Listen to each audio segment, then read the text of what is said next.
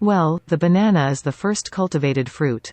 It's one of the food items that literally brought people out of the jungle, out of their hunter-gatherer lifestyles, and was there at the dawn of agriculture, which is what helped force human beings into communities. It's really one of the things that helped invent human culture. It's about 7,000 years of history, and the banana, from its center of origin, which is believed to be Papua New Guinea, spread out with people who traveled in boats across the Pacific into the mainland of Asia and all the way south to Australia across Indonesia and Micronesia, and eventually they moved as far as Africa and even possibly to Ecuador, all in this time, and all on paddle boats and wind-driven boats. One of the things that people have said about agriculture is that on the whole it's more labor-intensive than hunting and gathering, and that's one of the reasons why people have looked to explanations which, you might say, are kind of coercive factors, that people have been forced into agriculture because they had no alternative. That is ultimately what may happen. But at the very beginning it could be that agriculture was developed because people wanted special status foods for feasting, that it was actually a social need. I mean, how much of what we do in our lives is generated by competition with others?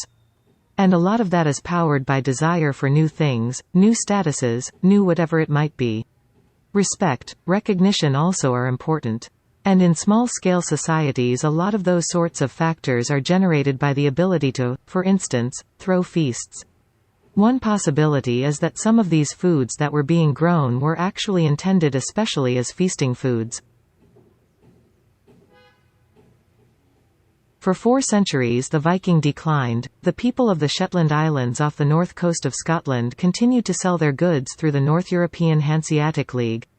The Hanse's merchants bought shiploads of salted fish, and in return the islanders got cash, grain, cloth and other goods. This lasted until the Act of Union between Scotland and England in 1707. This act prohibited the Hanse merchants from trading with Scotland. Consequently, Shetland went into an economic depression. The independent farmers of Shetland had to sell their land and were then obligated to pay rent, eventually becoming serfs.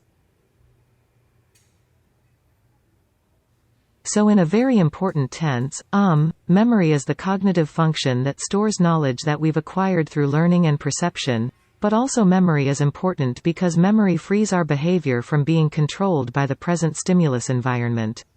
If you didn't have memory, all you'd be able to do was react to whatever is currently in the environment now, whatever it is that you're experiencing. But memory allows us to respond to past events as well as events in the current stimulus environment. And memory also gives us the means to reflect on our experiences so that we plan for future encounters. One day the banana is perfect. Bright yellow, firm, flavorful. But even within that same day brown spots appear on your perfectly ripe banana, its flesh turns mushy, and it's destined for the compost or at best, banana bread. But scientists are developing a way to extend the life of ripe bananas. It's a spray-on coating made from chitosan, a substance found in crab and shrimp shells. The new gel can be sprayed on bananas to slow the ripening process by up to 12 days. Like other fruits, bananas remain alive after being picked, and it actually continues to respire. This means that they take in oxygen and release carbon dioxide. The more the banana breathes, the faster it ripens and then rots. Bananas ripen more quickly than most fruit because they don't naturally slow the respiration after being picked. In fact, it speeds up, causing bananas to become mushy. Chitosan not only kills the bacteria on banana's skin that then leads to rot, it also significantly slows down the respiration in the first place.